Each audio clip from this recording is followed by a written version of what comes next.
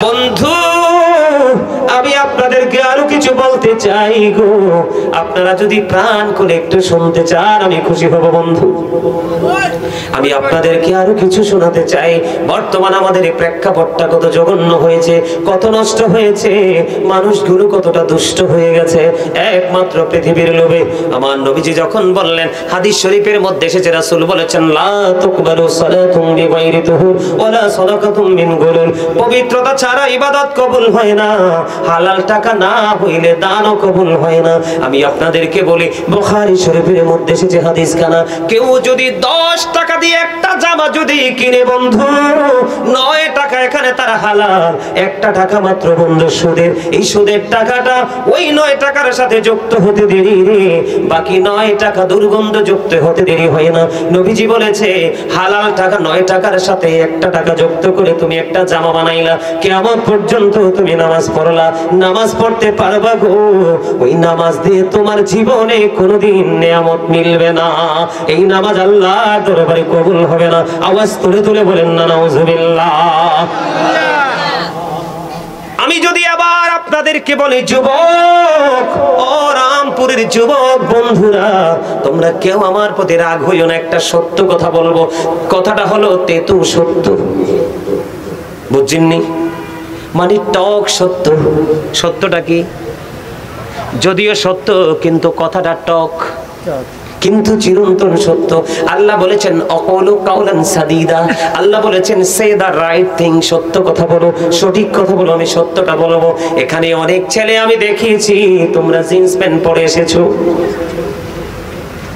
এই jeans pant Bukhari শরীফের মধ্যে এসেছে হাদিস খানা, এই জিন্স প্যান্ট তোমাকে জাহান্নামে নিয়ে যাওয়ার জন্য যথেষ্ট।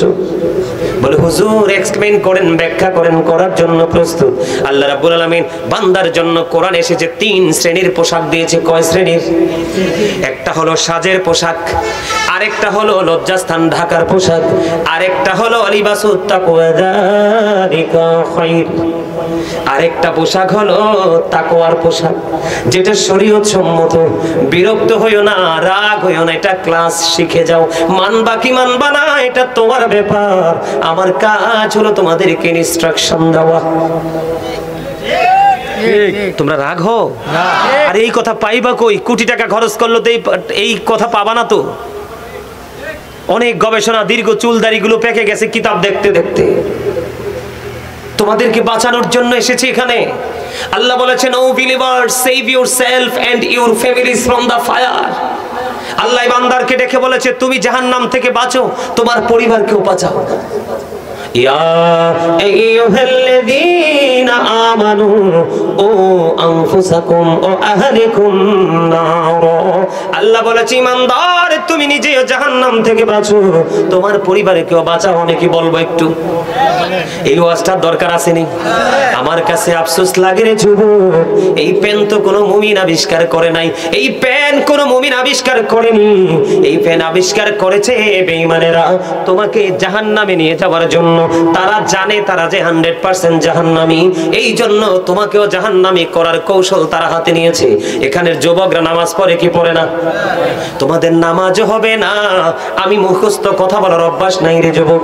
আল্লাহর কাছে সবচেয়ে পছন্দের পোশাক হলো যেটার মধ্যে পর্দাও আছে, তাকওয়াও আছে, সৌন্দর্যও আছে, এটা হলো তাকওয়ার পোশাক। আমার দিকে তাকাও, আল্লাহ রাসূল জানিয়ে দিয়েছে, আল্লাহ কোরআনে বলেছে, কোরআন থেকে বন্ধু কালেক্ট করেছি, সন্দেহ পোষণ করো না, ঈমান চলে যাবে।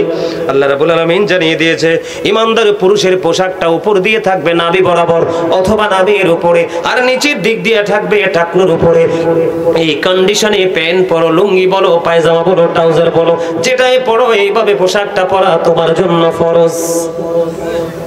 উপর দিয়ে যদি নাভির নিচে চলে যায়, নিচে দিয়ে যদি টাকনুর নিচে চলে যায়, তাহলে তুমি নিজের পায়ে নিজে কোড়াল মেরেছো। নবীজি বলে দিয়েছেন, ইচ্ছে করে অহংকার করে ঝুলিয়ে ঝুলিয়ে যেই ব্যক্তি বন্ধু টাকনুর নিচে লুঙ্গি বলেন, প্যান্ট বলেন, পায়জামা বলেন, ট্রাউজার বলেন, যেটাই পরবে, আল্লাহ রাব্বুল আলামিন জানিয়ে দিয়েছে সে অহংকার করলো, তার ঠিকানা হলো জাহান্নাম। আল্লাহ রাব্বুল আলামিন যেই মানুষগুলোকে পছন্দ করে না, কাল হাসরের দিন তার সাথে কোনো কথা বলবে না। ওই মানুষগুলোর মধ্যে অন্যতম একটা দল হলো বন্ধু, যারা অহংকার করে করে টাকনুর নিচে ঝুলিয়ে ঝুলিয়ে পোশাক পরে। আর একটা জঘন্য দল হলো, আল্লাহ রাব্বুল আলামিন সূরা রহমানের মধ্যে বলেছে ওয়াকিমুল ওয়াজনা বিল কিসতি ওয়া লা তুখসিরুল মিজান। আল্লাহ বলেছেন ন্যায্য ওজন কায়েম করো, ওজনে কম দিও না। কিন্তু এখন দেখবেন ব্যবসায়িকরা ইচ্ছা মতো জুলুম করে কি করে না? কথা বলেন না কেন? করে কি করে না? যারা ইচ্ছে করে বন্ধু, আম কিনতে গেলা, আম কেনার পরে এটি বাদাম নি খায় না, বসে বসে পকেটে ঢুকাও, পকেটে পকেটে এই পকেটে ঢুকাও ঢুকাও ঢুকাও। তোমরা কেন বোঝো না? এটা পবিত্র জায়গা, এখানে যতটুকু সময় তুমি দিবা ততটুকু সময় তোমার নেয়ামতে পরিপূর্ণ হয়ে যাবে। কেন বুট খাচ্ছ? বুট তো বাড়ি গিয়েও খেতে পারবা, যাইতে যাইতে খেতে পারবা। কি নিয়েছো? পকেটে ঢুকাই রাখো। আমার ওয়াজ কি সত্যি খারাপ লাগে? ছেড়ে দিব? এখন ছেড়ে দিব বললে মজা লাগে। আপনি জানেন এই কথাগুলোর পাওয়ার কত, কথাগুলোর ওজন কত। আপনাদের হয়তো একটু খারাপ লাগতে পারে, কিন্তু এটা আপনাকে বাঁচানোর জন্য বলছি, মারার জন্য নয়। বন্ধুরি আমার, হৃদয় খুলে শুনবেন, যেই ব্যক্তি ইচ্ছে করে ওজনে কম দেয়, আল্লাহ তাকেও ক্ষমা করবে না, তার সাথেও কথা বলবে না। আপনার সমাজের মধ্যে আরেক শ্রেণীর মানুষ আছে, মানুষ যখন বিপদে পড়ে তাকে সাহায্য করে, কিন্তু সুযোগ পাইলে খোঁটা দিতেও ছাড়ে না। আছে না নাই? এই সমস্ত খোঁটা যারা দেয় রে, তাদেরও হাসরের ময়দানে অবস্থা ভালো হবে না। কারণ এই হাদিস শরীফের মধ্যে 3টা অপশনই দেওয়া আছে, এই জন্য 3টা আপনাদেরকে শোনাই দিলাম। এর মধ্যে আমার মূল হলো বন্ধ পোশাকটা। আমার দিকে তাকান, আল্লাহর নবী একদিন মসজিদে অবস্থান করতেছে। হাদিস খানা খুবই বন্ধু আমার কাছে মধুময় মনে হয়। আমি প্রায় আজে বলার চেষ্টা করি, কেন কেন গো আমার যুবকেরা ধ্বংস হয়ে যাচ্ছে। কথা বলেন না কেন? তারা ধ্বংস হয়ে যাচ্ছে, অন্ধকারে পৃথিবীর দিকে, অজানা গন্তব্যের দিকে বন্ধু হাঁটছে। তারা জানে না তাদের শেষ কোথায়। এই জন্য তাদেরকে থামানোর জন্য আমি বলেছি বন্ধু, আল্লাহর হাবিব দেখতে পাইলেন একজন মানুষ নামাজ পড়তে এসলেন, নামাজের নিয়ত বেঁধে ফেললেন। আল্লাহর হাবিব বললেন তুমি ওযু করে আসো, কিন্তু তিনি তো নামাজের নিয়ত বেঁধে ফেললেন। লোকটা কি করলেন? তিনি ওযু করতে গেলেন, ওযু শেষ করে এসে তিনি আবার নামাজের নিয়ত বাঁধলেন। নবীজি বললেন তুমি ওযু করে আসো, তিনি আবার বন্ধ ওযু করতে গেলেন, ওযু করে এসে আবার তিনি নামাজের নিয়ত বাঁধলো। আমার নবী আবার বললেন তুমি ওযু করে আসো। এক এক করে বন্ধু 3বার বলল। তৃতীয়বার আমার নবীকে প্রশ্ন করা হলো, ইয়া রাসূলুল্লাহ, ইয়া হাবিবাল্লাহ, নবী গো, ও প্রাণের নবী গো, বলছেন ওযু করার জন্য। ইয়া রাসূলুল্লাহ কেন গো? আমার নবীজি বলেছে আমার আল্লাহ তো তোমাদেরকে বলে দিয়েছে, ও নামাজি, ও মুসল্লি, ও রামপুরের আমার যুবক, আমার ভাই বাবারা, আমি তোমাদেরকে বলে দেই, মা বোনদেরকেও বলছি, মা গো সন্তানটাকে একটু সাহায্য করো না, এ সন্তানটাকে একটু শাসন করো, একটুখানি সাহায্য করো। সন্তান যখন প্যান্টটা পরার পরে সামনের দিক দিয়ে লজ্জাস্থান দেখা যায়, নামাজে দাঁড়াইয়া রুকুতে গেলে যখন পিছন দিক দিয়ে লজ্জাস্থান দেখা যায়, ও বন্ধু মনে হয় যেন চোখটাকে লুকাই ফেলি, কারণ চোখের জিনা হলো দেখা। নোংরা জিনিস তো আমি দেখতে পাই, ঠিক কিনা বলেন? সবাই বলেন এটা দেখি কি দেখি না? বন্ধুরে আমার, 3বার নবীজি বললেন তুমি ওযু করে আসো। কেন গো? নবীজি বলেছেন সে যে পোশাকটা পরে নামাজে দাঁড়িয়েছে, কিয়ামত পর্যন্ত সে নামাজ পড়তে পারবে, আল্লাহ পর্যন্ত পৌঁছাবে না। তার কারণ হলো উপর দিয়ে নাবির তুমি পোশাক রাখবা নাবির উপরে, নিচের দিক দিয়ে রাখবা টাকনুর উপরে, কোনোটাই তুমি করলে না, তোমার নামাজের জন্য এই পোশাকটা গ্রহণযোগ্য নয়। জোরে জোরে বলেন না নাউজুবিল্লাহ। আপনারা কি আমার কথা বুঝতে পেরেছেন? আমার কথা বন্ধু, এই জন্য আমি আপনাদেরকে বলে যাই, কত অন্যায়, কত অপরাধ আমরা প্রতিদিন করি। আমি আপনাদেরকে বলি, এখন কিন্তু মসজিদগুলো অত্যন্ত চমৎকার, মুসল্লি কিন্তু একেবারেই দেখতে দুর্বল। আছে না নাই? ওই যে হাদিস শরীফটা বলেছি বন্ধু, আমার নবীজি যখন ফেরেশতাদের সাথে সফরে বের হলো, আমার নবীজি প্র্যাকটিক্যালি দেখতে পাইলেন, খেয়াল করেন, একটা মানুষকে আরেকটা মানুষ বারবার বন্ধু পাথর মারতেছে, পাথর মারলে মাথাটা ভেঙে যায় কিনা? পাথর বারবার খালি পাথর মারতেছে আর মাথাটা ভেঙে জুড়ে যাচ্ছে। ওই ব্যক্তি পাথরগুলো আবার খুঁজে খুঁজে যখন একত্রিত করে আসছে, একত্রিত করে আসার পরে চাইয়া দেখে আবার মাথাটা পরিপূর্ণ হয়ে গেছে। এমনি করে করে একবার মাথা ভাঙছে, আবার মাথাটা পরিপূর্ণ হয়ে যাচ্ছে। আমার নবীজি দেখলেন এবং প্রশ্ন করলেন ফেরেশতাদেরকে, এই লোকটা কে রে?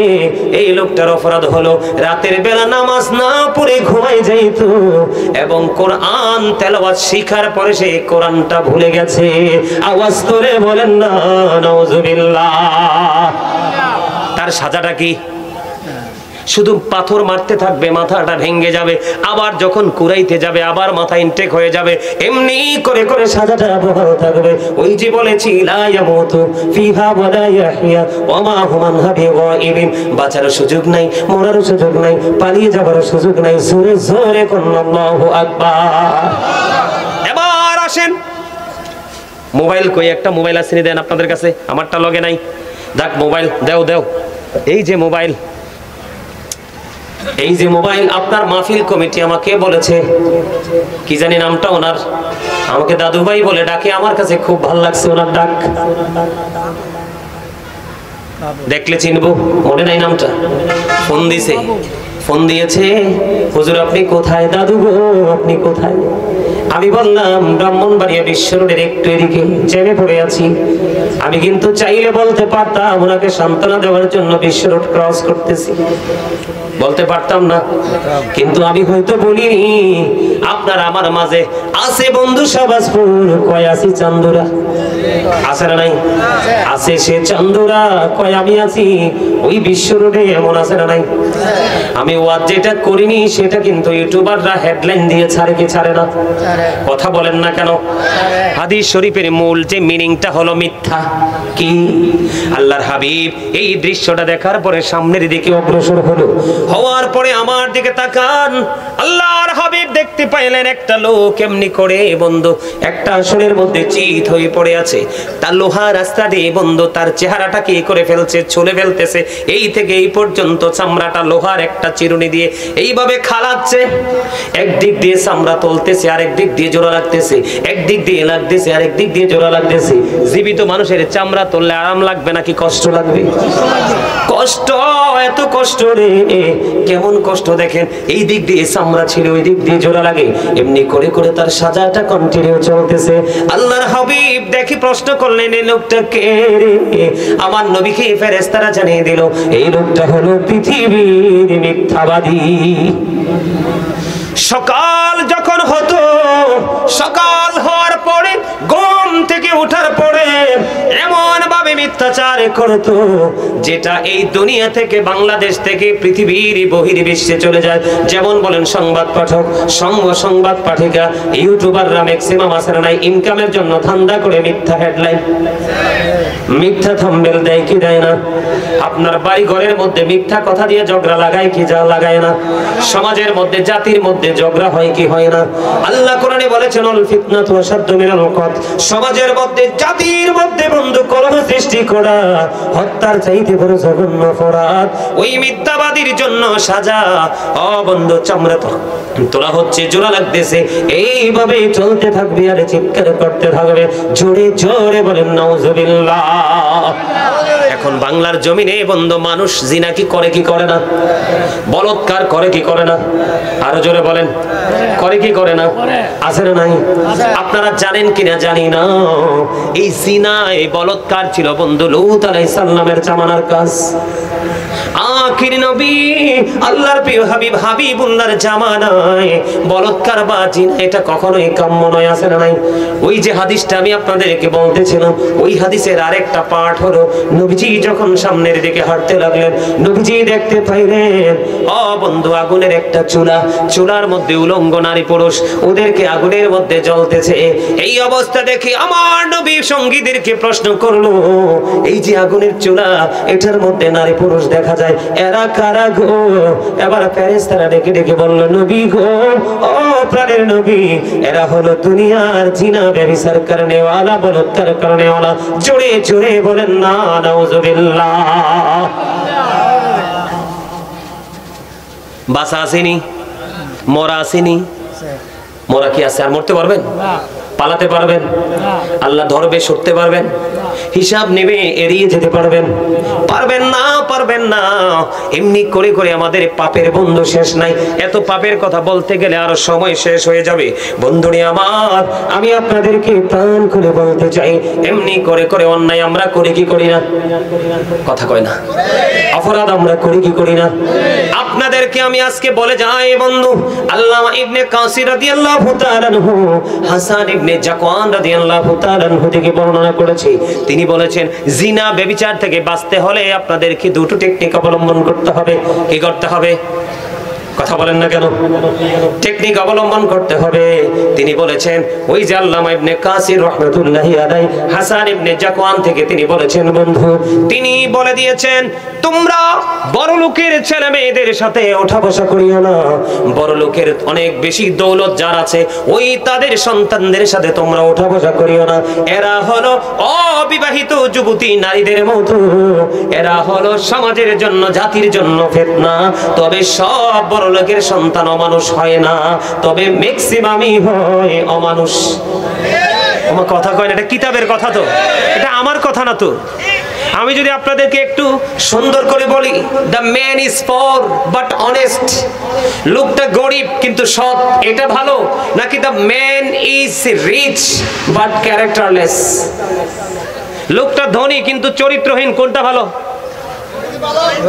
কথা কয় না, বুঝেন না আমার কথা? আমাদের যারা ইংলিশ যারা দার্শনিক ছিলেন, লেকচারার ছিলেন, ওদের বক্তব্য, পুরনো বক্তব্য, ওরা বলেছে, the rich are not always happy, ধনীরা সব সময় সুখী নয়। The poor are born to suffer, গরিবরা জন্মগ্রহণ করেছে দুঃখ ভোগের জন্য, কিন্তু দুঃখ ভোগের জন্য তারা পৃথিবীতেই দুঃখটা শেষ। তারা ইন্তেকাল করার পরে গরিবরা জান্নাতে বসবাস করা 500 বছর পার হয়ে যাবে, গরিবরা এখনো, ধনীরা এখনো হিসাব দেওয়ার মধ্যেই দাঁড়াই থাকবে সিরিয়ালে। আর কত ভয়ঙ্কর ব্যাপার! গরিবদের আত্মা তাজা, ধনীদের দেহ তাজা। আরে কথা কয় না? গরিবদের কি মন তাজা। আল্লাহ রাসূল বলেছেন, গিনা গিনা নফস, প্রকৃত ধনী হলো আত্মার ধনী। গরিবদের আত্মাই সবচেয়ে বেশি ধনী, আর ধনীদের আত্মা সবচেয়ে বেশি গরিব।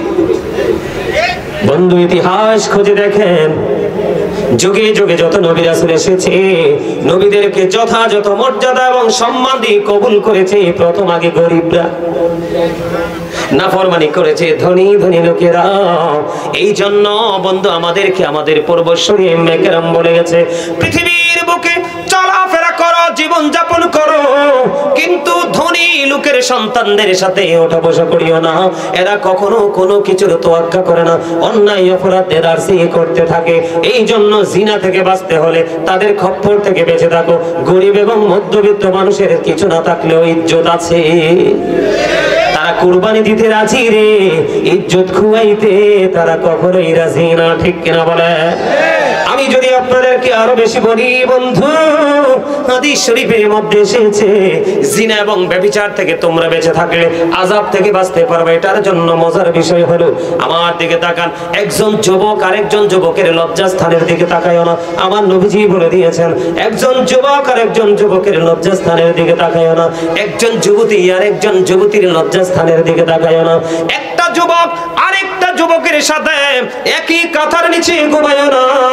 আল্লাহর হাবিব বলে দিয়েছেন, একটা যুবতী আর একটা যুবতীর সাথে একই কাঁথার নিচে তোমরা ঘুমায়ো না, তাহলেই ব্যভিচার থেকে তোমরা বেঁচে থাকতে পারবা।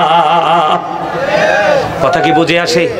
এই জন্য বলেছি বন্ধু, এই কর্মটা এত বেশি খারাপ, এটার জন্য তোমার ঠিকানা হলো জাহান্নাম, এটাকে তোমাকে জাহান্নামে নিয়ে যাবে। নবীজি সেটা বলে দিয়েছে।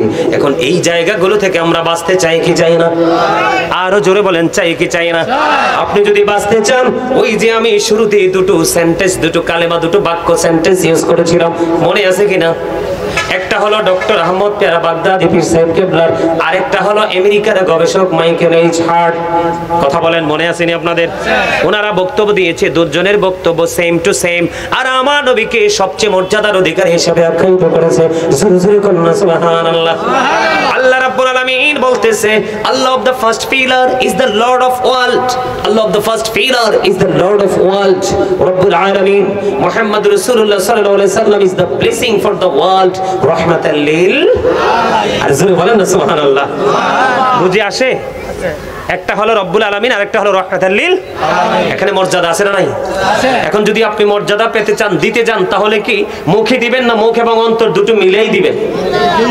মিলাই দিলে আপনার জন্য নিয়ামত বরাদ্দ। কি এই যে আমি কিছু ছোট্ট ছোট্ট করে কিছু পাপের কথা বললাম, কি করলাম? ছোট্ট ছোট্ট করে কিছু পাপের কথা আমি আপনাদেরকে বলে দিলাম। এই পাপগুলো থেকে আরো অন্যান্য যারা পাপ আছে, যত পাপ আছে, এগুলো থেকে বাঁচতে হলে আপনাকে আমাকে কাজ করতে হবে। কি কাজ আমি বলবো? বন্ধু, আপনার